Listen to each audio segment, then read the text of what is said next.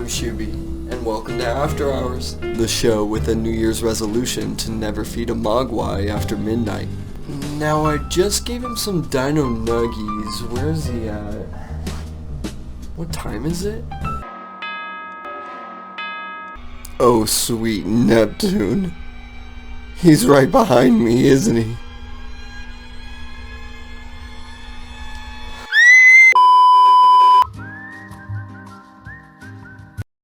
So, I'm a little late to the party, but I've been playing a lot of Pokemon Violet. A lot of Pokemon Violet. A lot of Pokemon Violet. A lot. Catch 'em all. Oh, it's so true. In all of that time, I've managed to get my hands on a couple of shinies.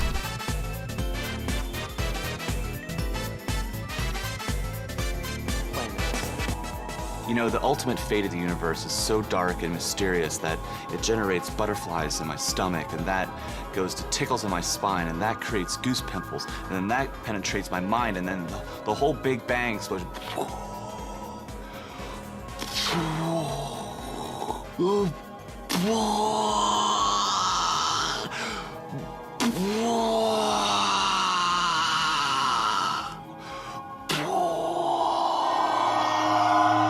However, not one of those has come from hatching an egg using the Masuda Method.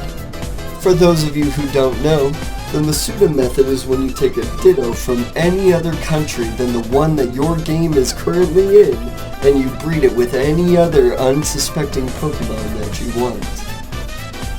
So how'd you like that magic show? Do you enjoy magic? You know, I can do magic. Well, how did you get that? Get your license? Don't worry about it. 1996 though, that's good. That makes the cutoff. There you go. Oh, I wasn't gonna steal it. Your base odds of hatching a shiny are always going to be 1 in 4,096. Using just the Masuda Method without the shiny charm gets you a base odds of 1 in 683. However, I do have the shiny charm, which means that our odds go up to 1 out of 512 using the Masuda Method. The in-game Cinderace event just took place and it's Wabbit season. So I decided a couple of things. First, I would solo the Cinderace raid, meaning I would have no online help with this very difficult 7-star raid. Second, then I would hatch a shiny Scorbunny from an egg using the Masuda Method. Finally, I would train up my new shiny into a mega beefy Chad to take into some competitive battles online. So, worst case scenario, we hatch 512 eggs and one of them will be shiny? Step 1. Solo the raid. Our plan for taking out Cinderace by ourselves is to put all of our hope in Slowbro. Cinderace is normally a fire type, but for this raid, it's a fighting Terra type. That means even with this new typing, Slowbro still has great resistances. And Slowbro naturally comes with great HP and defenses, so it's not going to die very fast. But it can be better. Slowbro has access to a move pool that's very important for this strategy to work. Iron Defense, Nasty Plot, Stored Power, and Slack Off. Now, Stored Power is a very interesting move. It deals extra damage based off of each stat boost that your Pokemon currently has. And in this case, with Slowbro stacking Iron Defense 3 times and Nasty Plot 3 times, which also increases our special attack anyways, hopefully Stored Power becomes huge enough to knock Cinderace out. We change our nature to modest and have Slowbro hold the Life Orb for even more damage toward our stored power. Finally, we sell off most of our inventory to buy performance enhancers to top off Slowbro's HP and special attack. And after giving it enough steroids to kill a Wailord, it's finally time to face our foe.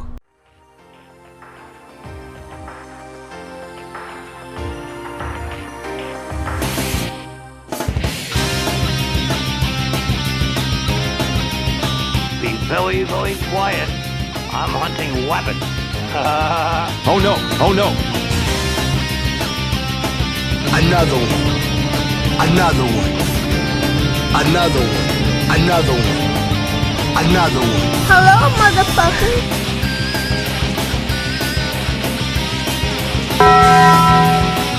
Oh no.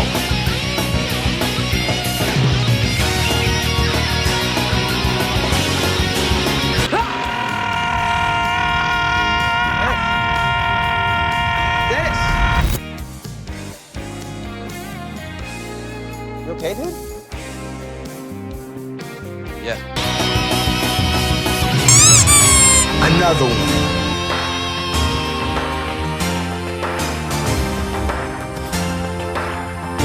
Another one.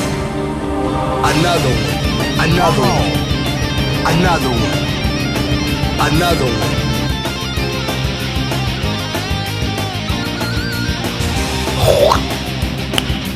Nice.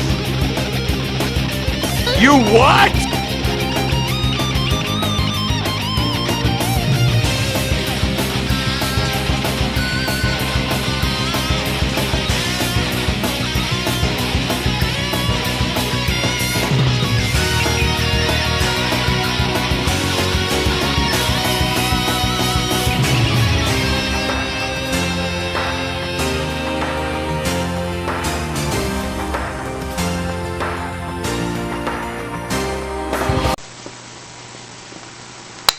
That was easy. Now that we're done soloing the raid and catching our Cinderace, I can move on to my real goal, hatching a shiny Scorbunny using the Masuda Method.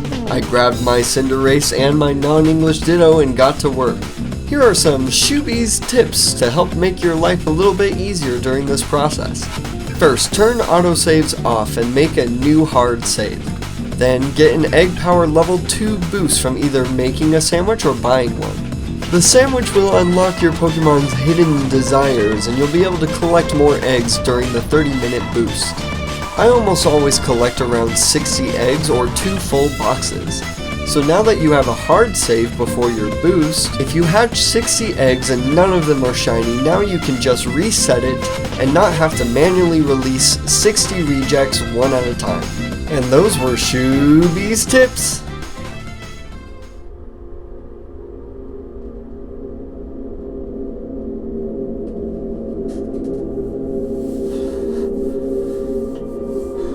Why is it so cold in here? After collecting 60 eggs, it's time to start hatching. It's best to put a Pokemon like Talonflame in your first slot because its ability is Flame Body and will help your eggs to hatch faster. And then you just hatch eggs 5 at a time. Like I said earlier, my odds are 1 in 512 to find a shiny in an egg. So it's actually pretty unlikely that we would find it in our first 60 eggs. Again, I've never found a shiny using the Masuda Method, so I don't really know what to expect. Oh, we found it. Hooray!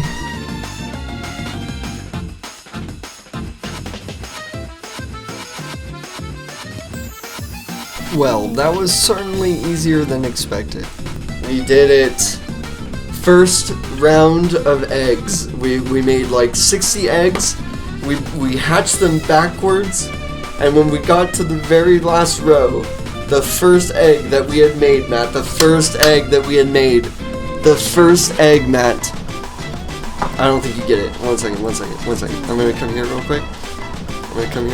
Ready? Hey, Matt. The first egg, Matt, that we made, because of where it was in the boxes and how we knew that we could, how the order that they were made. The first one was this guy, was the shiny. Everything afterwards wasn't.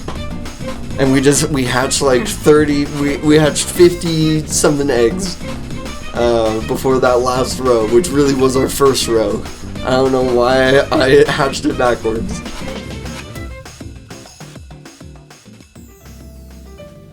That's how we soloed the Cinderace raid and hatched a shiny Scorbunny using the Masuda Method. We did end up evolving the Scorbunny all the way up to a Cinderace and getting it ready for competitive battle. Its ability Libero is really fun and I would recommend giving it a shot. If you enjoyed the video and want more Pokemon Scarlet and Violet content, go ahead and subscribe and leave me a comment down below. Until next time, I've been Shoobie, this has been After Hours, and go to bed.